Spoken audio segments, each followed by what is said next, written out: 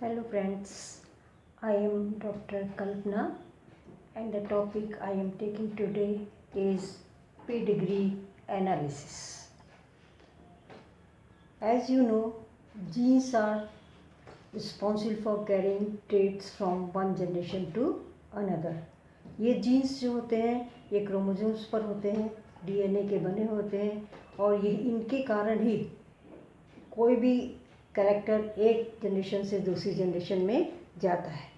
यदि किसी कारणवश इन जीन्स में कुछ चेंज हो जाता है या म्यूटेशन हो जाता है तो ये उसी रूप में नेक्स्ट जनरेशन में चले जाते हैं और वहाँ पर ये कोई ना कोई डिसऑर्डर क्रिएट कर सकते हैं और ये डिजीज़ेज जो है इनहेरिटेबल होती हैं, माने पीढ़ी दर पीढ़ी चलती जाती हैं।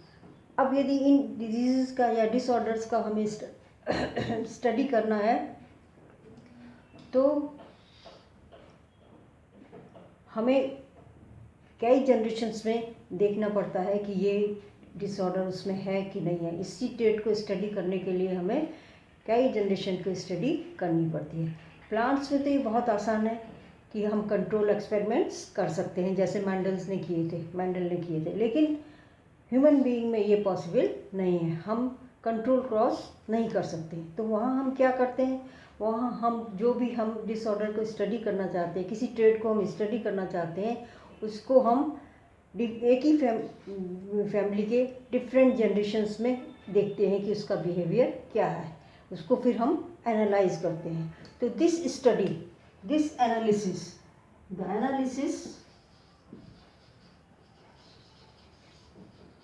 of a trait in different generations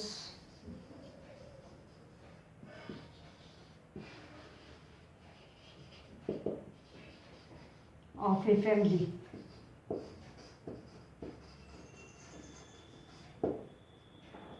इसको हम पेडिग्री एनालिसिस कहते हैं।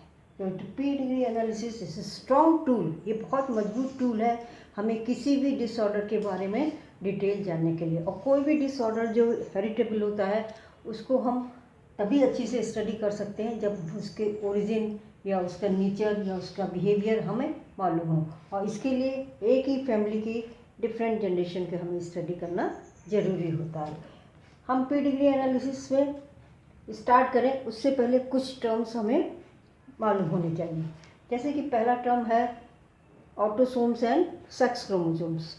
ह्यूमन बीइंग के हर एक सेल में 46 क्रोमोसोम्स होते हैं, बल्कि 46 ना कह के हमें क्या कहना चाहिए, 23 पेयर्स ऑफ क्रोमोसोम्स होते हैं, क्योंकि हर तरह का जो क्रोमोसोम है बिल्कुल वैसा ही दूसरा भी होता है। वैसा ही का मतलब they are similar in the sequence of genes. जिस सीक्वेंस में एक क्रोमोसोम में जीन होता है बिल्कुल वैसा ही एक और क्रोमोसोम वहाँ जरूर होता है। तो इस तरह से 23 पेयर्स होते हैं। इस 23 पेयर्स में से 22 पेयर्स तो मेल और फीमेल में एक से होते हैं, जिनको हम ऑटोसोम्स कहते हैं।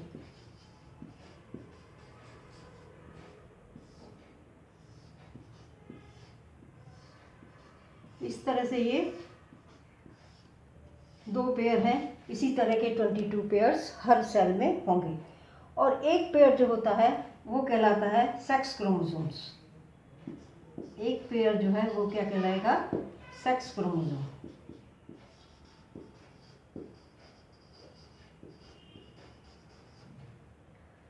फीमेल में तो ये सेक्स क्रोमोसोम दोनों एक जैसे ही होते हैं फीमेल में, और इनको हम डिनोट करते हैं XX से। लेकिन मेल में ये दोनों क्रोमोसोम्स एक से नहीं होते हैं। जो एक क्रोमोसोम इसमें बहुत छोटा होता है ये Y कहलाता है, ये X है, ये Y है, ये है मेल। तो इस तरह से फीमेल के हर सेल में 22 पेयर्स ऑटोसोम्स होंगे और एक पेयर सेक्स क्रोमोसोम या XX क्रोमोसोम्स होंगे। इसी तरह मेल में 22 पेयर्स ऑटोसोम्स होंगे और एक पेयर XY क्रोमोसोम्स होंगे। जो दूसरा टर्म आ जाता है वो आ जाता है होमोलोगस क्रोमोसोम्स एंड एलील्स। ये जो पेयर्ड क्रोमोसोम्स हैं इनको हम होमोलोगस क्रोमोसोम्स कहते हैं, क्योंकि इनमें जो सीक्वेंस होता है जीन्स का वो बिल्कुल सेम होता है। कैसे? जैसे मान लो in case of plants, suppose ये जीन रिस्पॉन्सिबल है फ्लावर कलर के लिए, तो ये भी किसके लिए होगा? फ्लावर कलर के लिए होगा। ये वाला जीन मान लो लेंथ ऑफ द प्लांट के लिए है, तो ये भी किसके लिए होगा? लेंथ ऑफ द प्लांट के लिए होता है। लेकिन ये हो सकता है कि इस क्रोमोसोम में जो जीन है that may be responsible for red colour of the flower, और इसमें जो है वो रिस्पॉन्सिबल हो सकता है वाइट के लिए। मान लो ये हम रेड शो कर रहे हैं और ये हम वाइट शो कर रहे हैं। इसी तरह से मान लो ये वाला की वजह से तो पौधा लंबा होता है, टॉल, और इसकी वजह से पौधा क्या होता है? ड्वार्फ होता है, but they are responsible for the length of the plant. So ये क्रोमोसोम्स क्या कहलाएंगे? होमोलोगस क्रोमोसोम कहलाएंगे। ये जो कैरेक्टर है, जैसे फ्लावर कलर है, ये कैरेक्टर एक कैरेक्टर है, इसके दो फॉर्म्स होंगे, contrasting forms, red and white. इसी तरह से टॉलनेस एंड ड्वार्फनेस, कैरेक्टर एक ही है लेकिन उसके दो फॉर्म्स हैं। और इसी तरह से ये इसमें सीक्वेंस और इसमें जीन्स का सीक्वेंस क्या रहेगा? फॉर द सेम कैरेक्टर रहेगा, और इसको हम कहते हैं होमोलोगस क्रोमोसोम्स। ये होमोलोगस क्रोमोसोम्स हैं, ये होमोलोगस क्रोमोसोम्स हैं। इसलिए और इन पे ये जो जीन्स हैं इनको हम एलील्स या एलिलोमॉर्फ्स कहते हैं। एलील्स, जीन्स जो होते हैं वो एलील्स कहलाते हैं। तो एलील्स क्या हुए? Genes situated on homologous chromosomes at homologous point. Homologous chromosomes पर जो उस सिमिलर स्थान पर जो जीन्स होंगे जो कि सेम कैरेक्टर के लिए रिस्पॉन्सिबल होंगे, उनको हम क्या कहते हैं? एलील्स कहते हैं। अब जो टर्म आते हैं वो डोमिनेंट और रिसेसिव।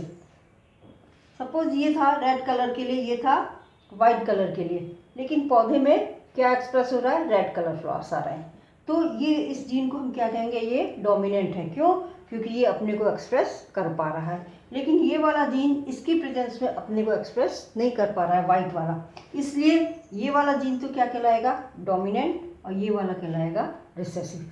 तो जो जीन अपने को एक्सप्रेस कर पाता है वो उसको हम डोमिनेंट कहते हैं, और जो नहीं कर पाता उसको हम रिसेसिव कहते हैं।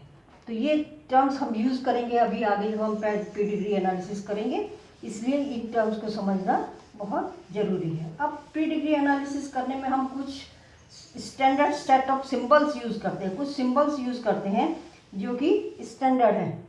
जैसे कि यदि हेल्दी मेल दिखाना हो तो इस तरह से दिखाते हैं, दिस इज नॉर्मल और healthy male, normal without the disorder. इस तरह का यदि किया, इसका माने ये मेल है और इसमें कोई भी डिसऑर्डर नहीं है, जिस स्टेट को हम स्टडी कर रहे हैं वो इसमें नहीं है।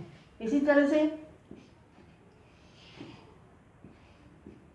ये हो जाएगा नॉर्मल सर्किल है, नॉर्मल फीमेल।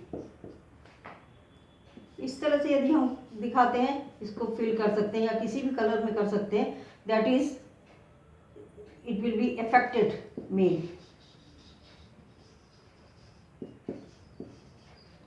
और इस तरह से दिखा दें यदि किसी भी कलर में, that will be affected female. तो इसमें डिजीज होगी, इसमें डिजीज नहीं होगी। फिर इस तरह से हम दिखाते हैं ये हॉरिजॉन्टल लाइन से। यदि हम इस तरह से हॉरिजॉन्टल लाइन से दिखाते हैं, इसका मतलब क्या हो गया? ये मेटिंग पेरेंट्स हैं।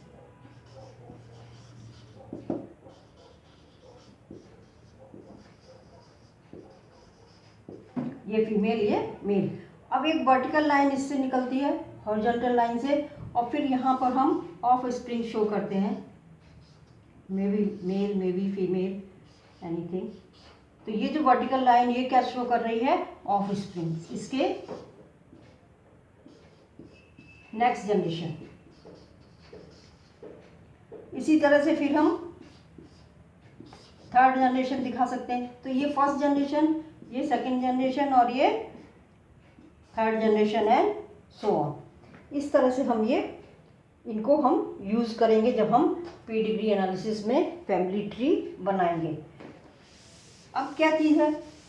कोई भी जो एबनॉर्मलिटी आई है, कोई डिसऑर्डर जो भी कहीं पर मिला है किसी फैमिली में, वो या तो डोमिनेंट हो सकता है या रिसेसिव हो सकता है।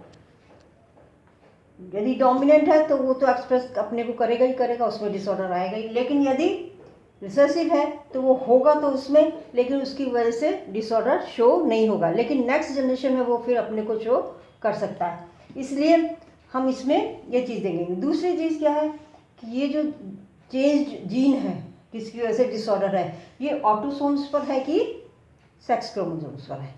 तो इसका मतलब ये 4 तरह की चीज़ें हो जाएंगी। पहली तो क्या है, 4 टाइप्स ऑफ डिसऑर्डर्स हो सकते हैं।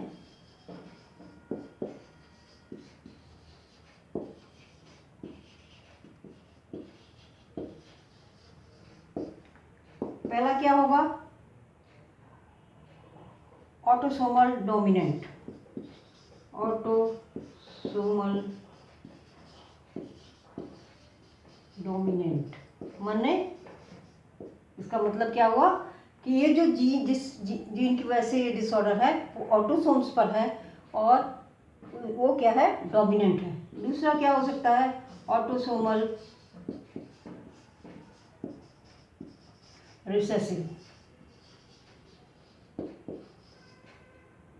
थर्ड होगा, इसमें जो सेक्स लिंक्ड होगा, सेक्स लिंक में आपको बताया मेल का वाई क्रोमोसोम बहुत छोटा होता है, उसमें नंबर ऑफ जीन्स भी बहुत कम होते हैं, तो वो इस एनालिसिस के लिए उसको हम इनसिग्निफिकेंट मानते हैं। तो if it is sex linked naturally it will B x linked, इसको हम एक्स लिंक्ड कह सकते हैं, एक्स लिंक्ड डोमिनेंट, यदि ये अपना एक्सप्रेस कर रहा है अपने को। और चौथा एक्स लिंक्ड रिसेसिव।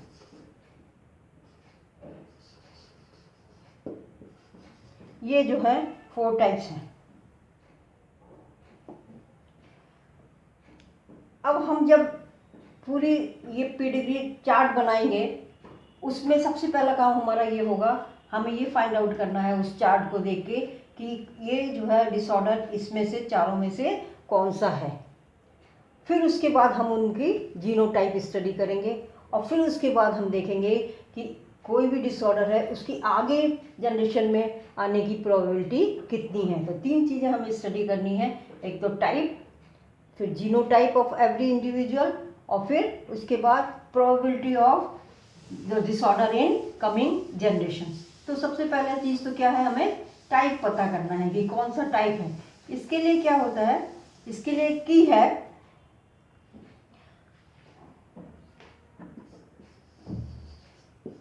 की टू फाइंड, जो ये बना रहेगा पेडिग्री चार्ट, उसको देख के हमें पता करना है, की to find the type of disorder. सबसे पहले उसको देख के हमें क्या करना है, ये देखना है कि जो भी अफेक्टेड इंडिविजुअल है, चाहे मेल है चाहे फीमेल है, उसका कम से कम एक पेरेंट अफेक्टेड होना चाहिए। तो ये हमें देखना है कि affected offspring has at least one parent affected।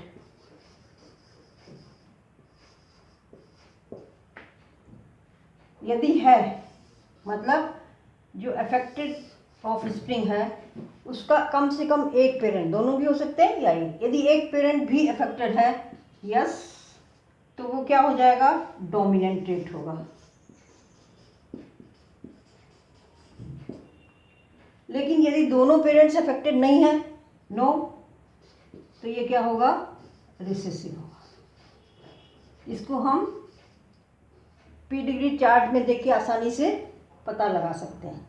तो हमें ये पता चल जाएगा कि ये डोमिनेंट है या रिसेसिव है। अब यदि ये डोमिनेंट है तब हमें क्या देखना है, तब हमें दूसरी चीज़ देखनी है, ये देखना है कि क्रिस क्रॉस अपीयरेंस है कि नहीं, क्रिस क्रॉस अपीयरेंस।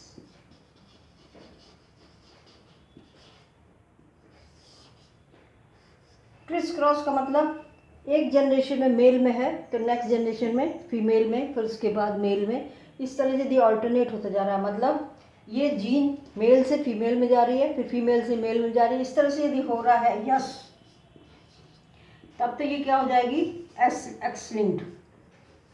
और ऐसा कोई सीक्वेंस नहीं दिख रहा क्रिस क्रॉस का, तो ये हो जाएगा autosomal.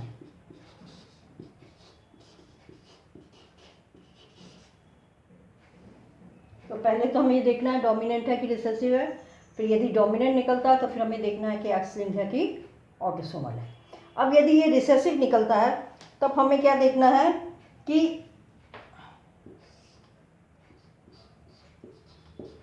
Father and son of affected female also affected। एक फीमेल देखें जो अफेक्टेड है, अब उसके फादर चेक करें और सन को चेक करें, यदि फादर भी अफेक्टेड है सन भी अफेक्टेड है तो ये क्या हो जाएगा, एक्स लिंक्ड होगा, क्योंकि एक्स क्रोमोसोम फादर से डॉटर में जाता है और फिर डॉटर से सन में जाता है, तो ये एक्स लिंक्ड होगा। और यदि नो होगा तब ये ऑटोसोमल होगा।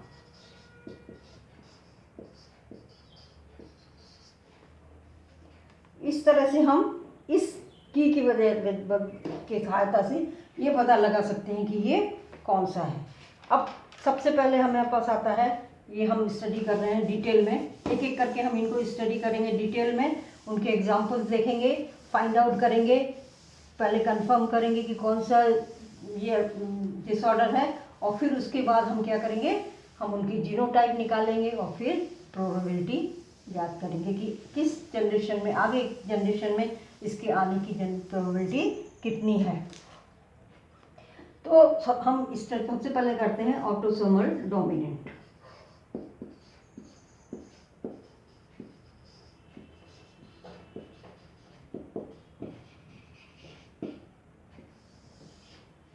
इसको स्टडी करने के लिए हम एक एग्जाम्पल ले लेते हैं। सपोज हमारे पास ये है जो पीडिग्री एनालिसिस हमने करी है उसकी, उसमें जो है पेरेंट्स जो है वो क्या है, अफेक्टेड है, मदर भी और फादर भी, दोनों में कोई जो डिसऑर्डर है वो है।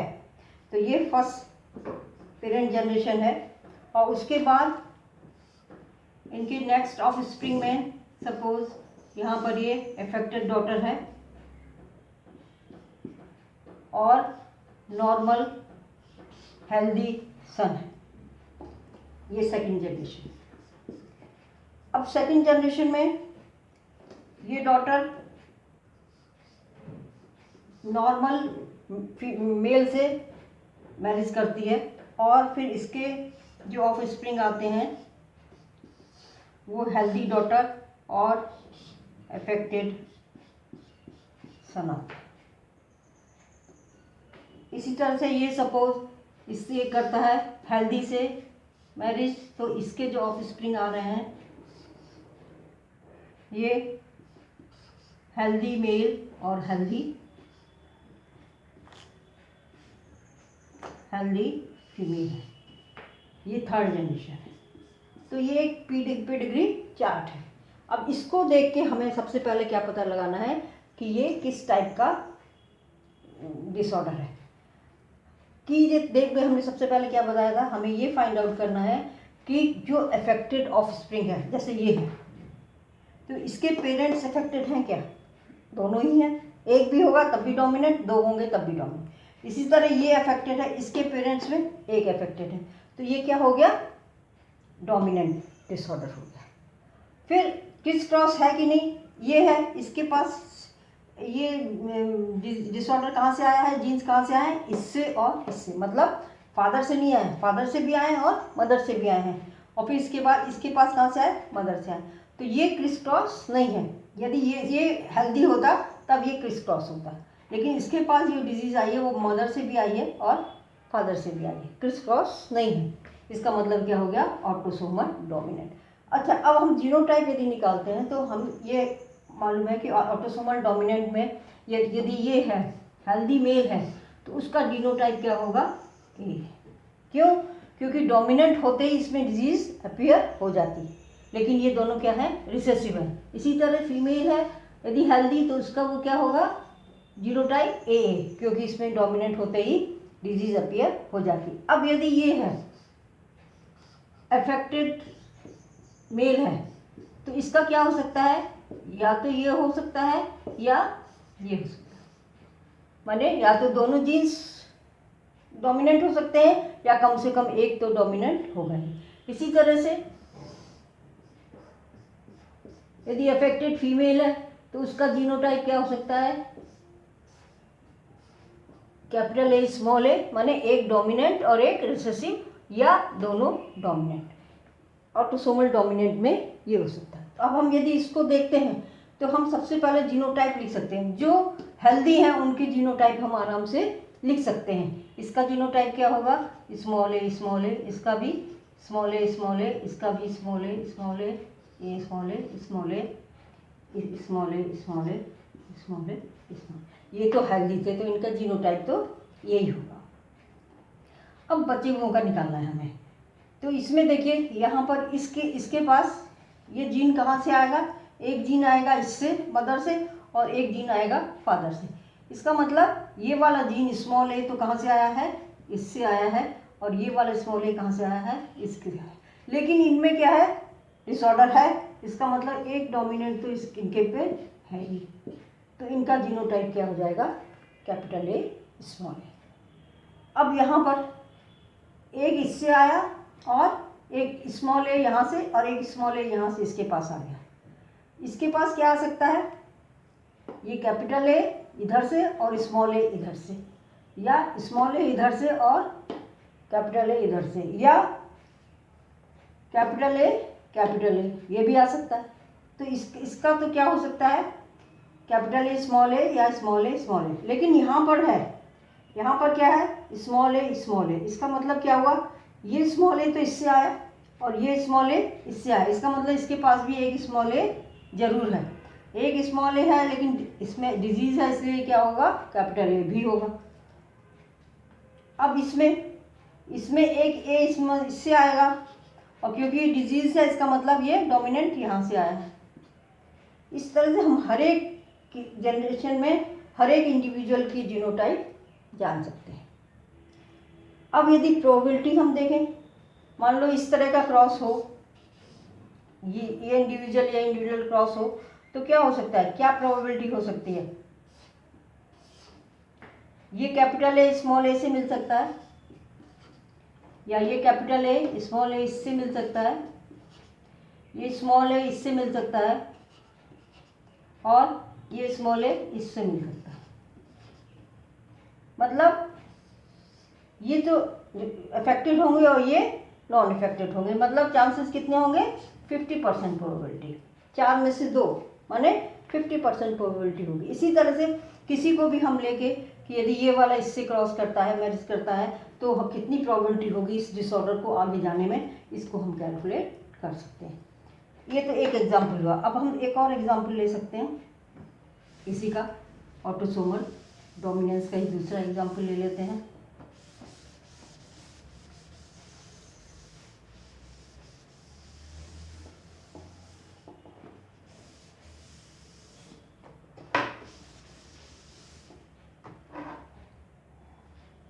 सपोज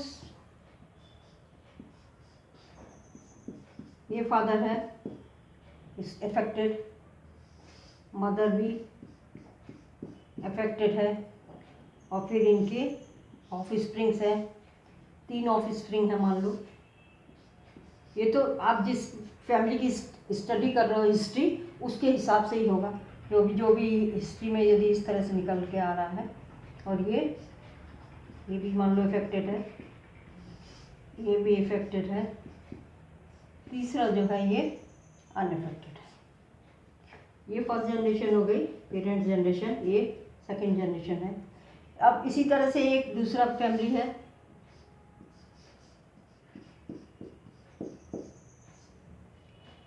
इनके ऑफ स्प्रिंग हैं।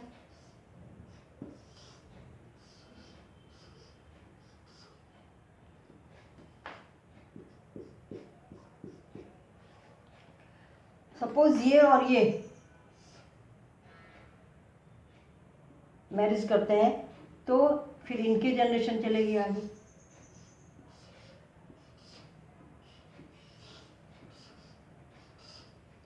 ये थर्ड जनरेशन। अब हमें ये देखना है किस टाइप का है। तो सबसे पहले हम देखेंगे जो भी अफेक्टेड ऑफस्प्रिंग है, ये है, इसका एक पेरेंट अफेक्टेड है, ये है, इसका दोनों पेरेंट अफेक्टेड हैं, इसके दोनों पेरेंट अफेक्टेड हैं। इसका मतलब कम से कम एक पेरेंट तो अफेक्टेड है ही। तो इसका मतलब ये क्या हो गया, डोमिनेंट हो गया। अब यहाँ क्रिस क्रॉस नहीं हो रहा है, यहाँ मेल फीमेल दोनों अफेक्टेड हैं, यहाँ भी मेल फीमेल दोनों अफेक्टेड हैं, यहाँ मेल से मेल ऐसा नहीं हो रहा, मेल से फीमेल में जा रहा है, फीमेल से मेल में जा रहा है। इसका मतलब ये ऑटोसोमल हो गया। अब हमें जीनोटाइप निकालना है। हेल्दी वालों का जीनोटाइप हमेशा क्या होगा, स्मॉल ए स्मॉल ए।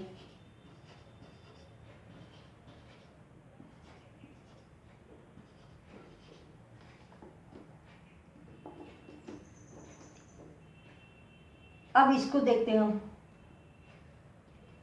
ये अफेक्टेड है, इसका मतलब एक तो इसमें कैपिटल ए है, यहाँ से तो आ नहीं रहा कैपिटल ए, इसका मतलब इसके पास क्या है, कैपिटल ए है।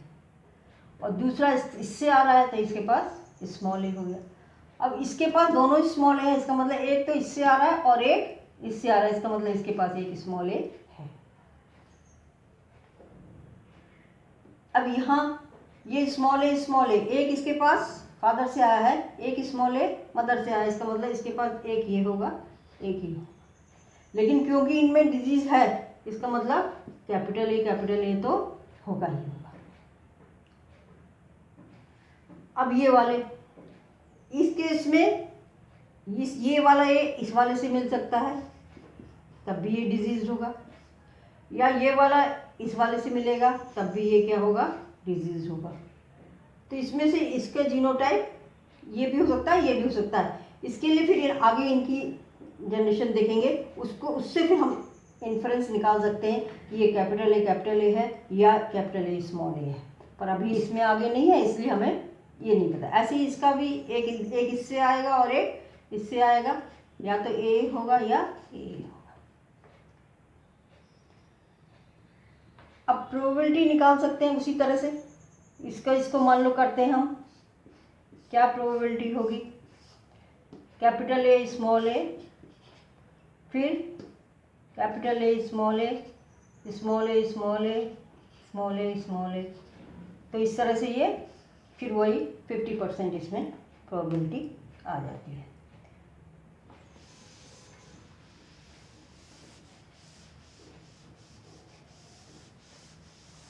तीसरा एग्जाम्पल हम लेते हैं, सपोज जिसमें हम एक ही पेरेंट को इफेक्टेड ले रहे हैं, जिसमें ऐसी फैमिली हम स्टडी कर रहे हैं जिसमें कि फीमेल इफेक्टेड है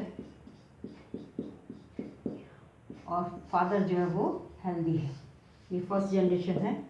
और इसके बाद इसके फिर ऑफ स्प्रिंग्स हैं जिसमें फीमेल तो अफेक्टेड है और मेल भी अफेक्टेड, दोनों ऑफ स्प्रिंग। ये क्या है, सेकंड जनरेशन। अब ये मैरिज करती है हेल्दी मेल से और ये करता है हेल्दी फीमेल से। इसके जो नेक्स्ट जनरेशन आ रही है उसमें सपोज ये है कंडीशन कुछ भी हो सकती है, ये तो फैमिली पे डिपेंड करेगा जो इसकी हम स्टडी कर रहे हैं। और इसमें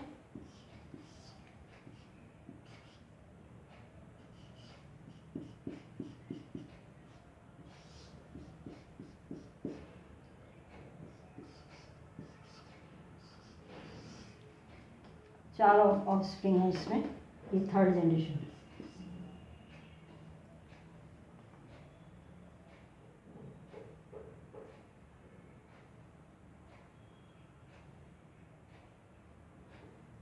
अब हमारा काम क्या है, जीनोटाइप पता करना। तो जीनोटाइप जो हेल्दी है उनके जीनोटाइप में तो कोई प्रॉब्लम ही नहीं है, चाहे मेल हो चाहे फीमेल हो, हर एक में स्मॉल ए ही होगा, क्योंकि कैपिटल ए होते ही वो डोमिनेंट होता है और वो डिसऑर्डर शो करता है।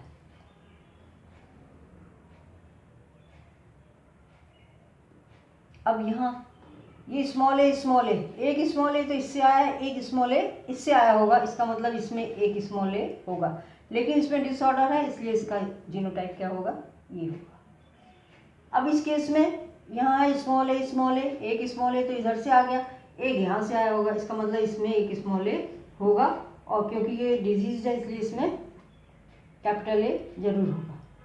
अब इस केस में ये एक स्मॉल ए इससे आया होगा और एक इसमें आएगा, पहले इसका निकालते हैं। इसमें क्या से आया होगा, कैपिटल ए यहाँ से और स्मॉल ए यहाँ से, तो इसका ये होगा कैपिटल ए स्मॉल ए। इसमें इससे तो स्मॉल ए ही आया होगा, लेकिन इधर से क्या आया होगा, कैपिटल ए, जब इसीलिए ये डिसऑर्डर है। तो ये सबका जीनोटाइप निकल गया। अब ये रह गया इसका, इनमें क्या होगा, इससे तो ए ही आएगा स्मॉल ए, इससे क्या आएगा, इसमें भी स्मॉल ए आएगा, लेकिन ये डिसऑर्डर है इसलिए इसमें कैपिटल ए। ये सब हेट्रोजाइगस होंगे, जिसमें इस तरह का होता है ये हेट्रोजाइगस होते हैं और ये होमोजाइगस। ये और ये क्या है, होमोजाइगस, क्योंकि दोनों जीन्स एक ही तरह के हैं, डोमिनेंट है तो डोमिनेंट है, रिसेसिव है तो रिसेसिव है। लेकिन ये क्या है, हेट्रोजाइगस, क्योंकि इसमें दोनों जीन है, एक डोमिनेंट है और एक रिसेसिव है।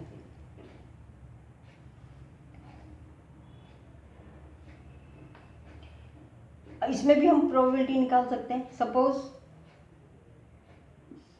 इसमें इन दोनों की हम नेक्स्ट जनरेशन देखना चाहते हैं, तो कैपिटल ए, दूसरा कैपिटल ए स्मॉल ए, तीसरा स्मॉल ए कैपिटल ए, और चौथा स्मॉल ए स्मॉल ए। इसमें क्या होगा, ये तीनों डिजीज होंगे, ये होमोजाइगस होगा, ये हेट्रोजाइगस होगा, पर डिजीज होगी। तो ये 75%, 4 में से 3 में डिजीज है, तो ये 75% इसमें डिसऑर्डर होने के चांसेस हैं। तो इस तरह से हम ये ऑटोसोमल डोमिनेंट की स्टडी करते हैं। कोई भी हम पेडिग्री चार्ट है उससे हम ये पता लगा सकते हैं कि ऑटोसोमल डोमिनेंट है। फिर उसके बाद हर एक का हम जीनोटाइप निकाल सकते हैं, और फिर किस किस में क्रॉस करने से कितनी प्रोबेबिलिटी रहेगी उस डिसऑर्डर की, ये भी निकाल सकते हैं। ये तो 3 जरूरी नहीं, 3 हम 4-5 जनरेशन तक स्टडी कर सकते हैं, जब तक कि हमको वो कंफर्म नहीं मिल जाता। तो ये किसी भी फैमिली की स्टडी करने पर हमें मालूम पड़ता है। ये तो हो गया ऑटोसोमल डोमिनेंट। अब नेक्स्ट वीडियो में हम जो है बचे हुए ले लेंगे, जैसे कि ऑटोसोमल रिसेसिव, फिर एक्स लिंक्ड डोमिनेंट और फिर एक्स लिंक्ड रिसेसिव। यदि आपको पसंद